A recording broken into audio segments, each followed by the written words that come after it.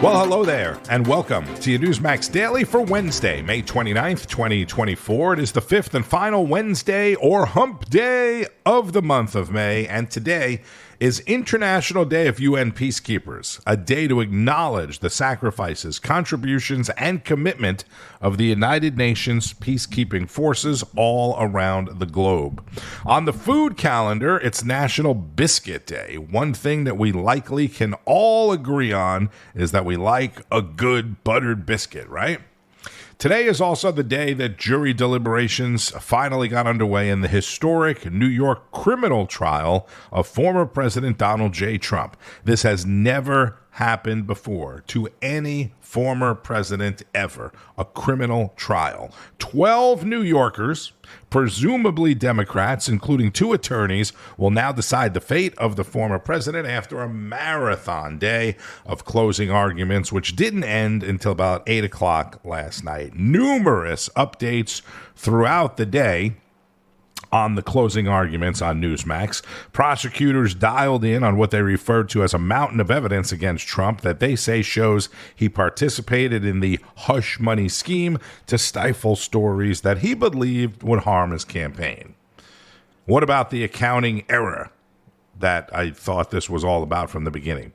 The defense argued that Trump's actions were not crimes, but business as it is commonly practiced, and continued to attack, of course, the credibility of Michael Cohen, the prosecution's key witness among many witnesses and convicted felon. Donald Trump Jr., who, as you know, has been by his father's side in the courtroom for most of the trial, broke it down on Rob Schmitt Tonight. And this is a little bit long, but it is important for you to hear the whole segment.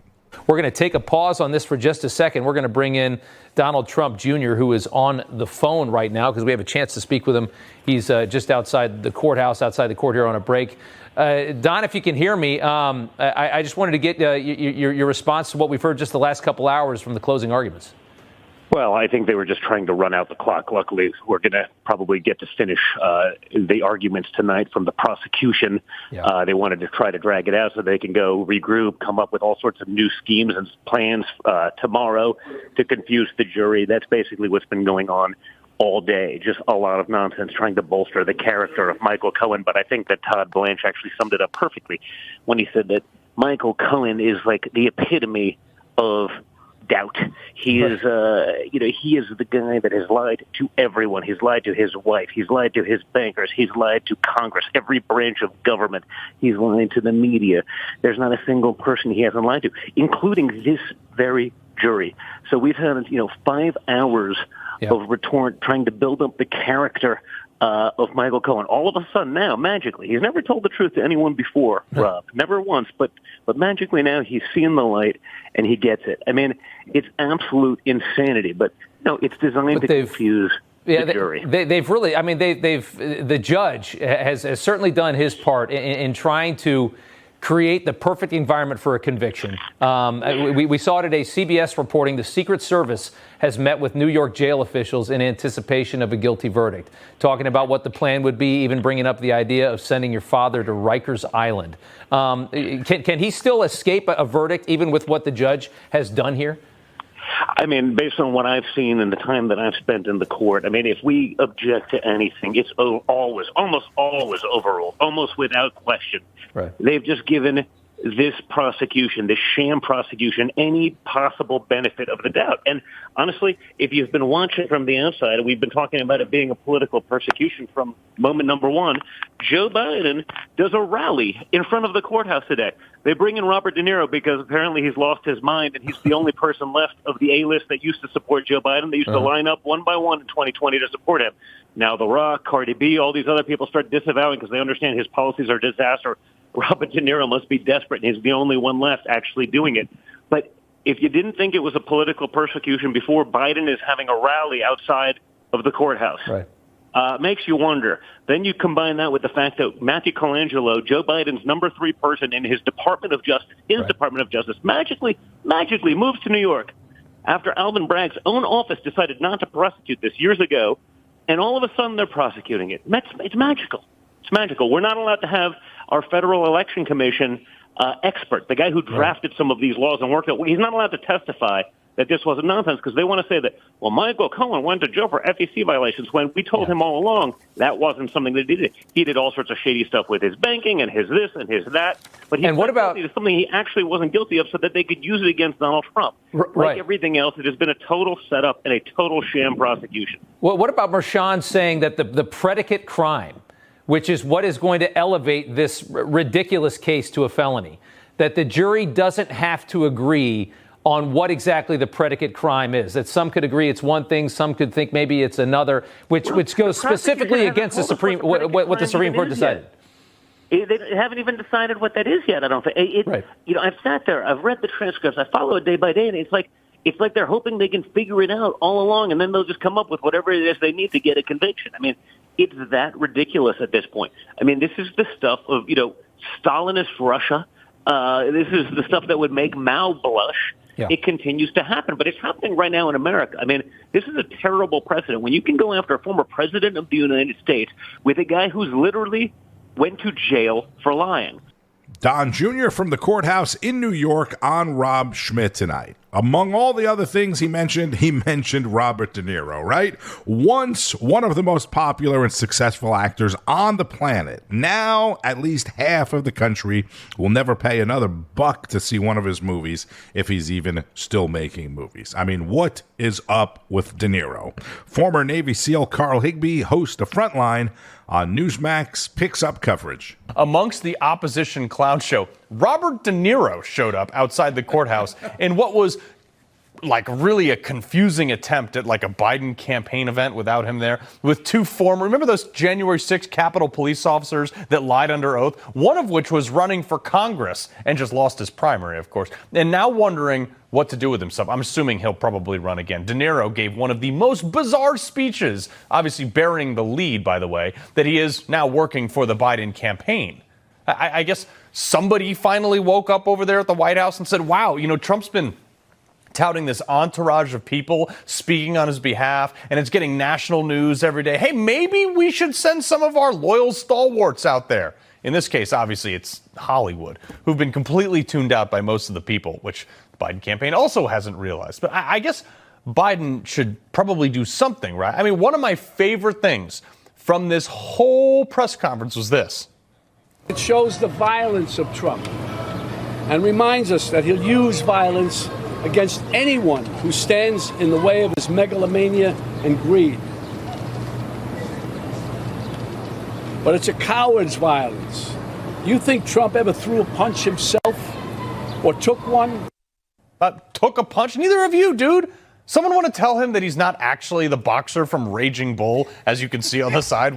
Nice play on words by my producers there. He's not a mobster from Goodfellas. Dude, taking a punch in Hollywood from a stuntman does not count. And I've said this from day one. I don't take anything these people say seriously. They are literally paid to act. These people are the same people that advocate for gun safety, that make millions off of violent gun movies. The same people who tell us that climate change is real, and then the seas are going to rise. They go buy oceanfront property, and then they take a private jet to like their third home in Malibu. I mean, seriously, this guy's got his own private helicopter, and being a New York native, as he brought up, in his best gangster accent, he dropped this. I owe this city a lot. And that's why it's so weird that Donald Trump is just across the street. Because he doesn't belong in my city. I don't know where he belongs, but he certainly doesn't belong here. Your city? Come on, man. You're like a glorified Xbox. When I push the power button, I want you to entertain me with your films. You had a couple good movies, but that's all I want to hear from you. I could care less about your political opinion. I mean, maybe you're with the Biden campaign now because you haven't released a good movie in quite some time, because you're worth $500 million and inflation really isn't real to you. But don't talk to me like you're one of the rank and file New Yorkers. You're not. After a brief conflict with another reporter that was standing there, he went to the classic Biden talking point. If Trump returns to the White House, you can kiss these freedoms goodbye that we all take for granted. And elections, forget about it. That's over. That's done. If he gets in, I can tell you right now, he will never leave. He will never leave. Based on what? During this whole thing, he told us why he was really there. It took a while, but we finally found out. On January 6th, rallied an angry mob to threaten democracy, leaving death and destruction in its wake. That's why I needed to be involved and wanted to be involved in the new Biden-Harris ad. So there it is. It took him 4 minutes to say that he needed and wanted to be involved in the new Biden-Harris ad, which means he's probably getting paid for his want and need to be involved. Let's go back to Carl for 1 more minute on the trial. This is a BS trial, 36 felonies made out of 1 misdemeanor, with a crime they can't even name. This is a mechanism to tie Trump to a courtroom so he can't campaign by a judge who donated to Democrats, whose daughter is making millions for Democrats and taking God knows how much for herself. This is being done in a city predominantly run by Democrats, with a district attorney elected by Democrats that met with the White House before prosecuting this case. Oh, by the way, who lets criminals out of jail on the reg but locks up people like Daniel Penny for defending innocent people from a crazy man on a subway? You tell me which part of this screams fair trial, Robert DeNiro, in your city. Frontline with Carl Higbie is weekdays at 5 o'clock Eastern. Don't miss it. That was the best or the funniest line to me, saying it's his city. I grew up in New York. I worked for ABC Radio. My family owned a historic restaurant in Little Italy. DeNiro, at best, is partially responsible for helping build up one part of the city, Tribeca, which is a part of the Village, which is like 2 grains of sand on the map of Manhattan, right? And he built it up mostly for himself. He owns a lot of real estate there and probably collects tons of rent. All right, the Tribeca Film Festival, you've heard of that, brings in a lot of money for the city. Give him credit for that. Donald Trump helped build the skyline of New York City. Trump Tower is basically a tourist destination. Like him or not, those are just the facts. And I've mentioned this before, but when the city wasted millions of dollars trying to build or rebuild the ice rink in Central Park, did DeNiro fork over money? Did any other multi-millionaire actors that live there fork over money? Donald Trump is the one that built the ice rink, saved the city, and the city still profits from it today. Former Trump advisor and Newsmax host Sebastian Gorka weighed in as well. I'm just trying to imagine the scene inside the White House or in the DNC headquarters where they say, oh, President Trump's winning in all the battleground states. He just got 100,000 people in New Jersey. He just got a sellout crowd in the Bronx. Let's respond with an old elitist from Hollywood. That'll work. That'll really get the American people to come back to us. These people live on another planet. It's Planet Bizarro. It is. And, Americans aren't buying it. I think that's why they're seemingly getting so desperate there. Let's put up the Quinnipiac poll. In regards to this trial, these are the numbers. If he is convicted, which who knows, there could actually be a very, very real possibility of an acquittal or hung jury. 24% say they're more likely to vote for Trump. 68% say it's no difference. DeNiro can say whatever he wants. And you're right. A lot of ugly name calling here, calling Donald Trump a grubby real estate clown, a buffoon. Donald Trump has done a lot for New York. And the folks in the Bronx, I think, and most of America, even if they've visited New York, you can't take that record away from him. New Yorkers remember what he did for them, for the revitalization of the city, for that ice rink that the local government couldn't fix for 2 years. In comes the Don and says, I'm going to fix it. 2 weeks later, we've got an ice rink. That's what the people of New York know is the real Donald Trump. And they're not buying the propaganda, Bianca. They're just not buying it. Sebastian Gorka with Bianca De La Garza on Newsline at noon. The Quinnipiac poll that she mentioned asked registered voters if they would vote for Donald Trump if he is convicted in the hush money trial. 68% of the registered voters said it would make no difference to their vote if Trump was convicted. 68%. 24% said they would be more likely to vote for Trump if he's convicted. That's nearly a quarter, right? 24% said they would be more likely to vote for him if he gets convicted. Only 6% said they would be less likely to vote for Trump if he is convicted. Morning Schmo and the crew are losing their minds. And this was really interesting. Comedian and actor Rob Schneider on Hollywood and politics with Eric Bolling. Robert DeNiro is an incredible actor, and I wish him nothing but well. But I would just say that as far as violence, if you take a look at until we have Democrats and Democratic supporters denouncing the violence that happened in June of 2020, it just doesn't hold water for me. You have to say no to all violence, not just particular violence that helps your side. And it's unfortunately, there really is. I mean, I don't want to believe things like Trump derangement syndrome, but he does get underneath people's skin so much, and it does make people so crazy. And I feel bad, but I think we have to worry.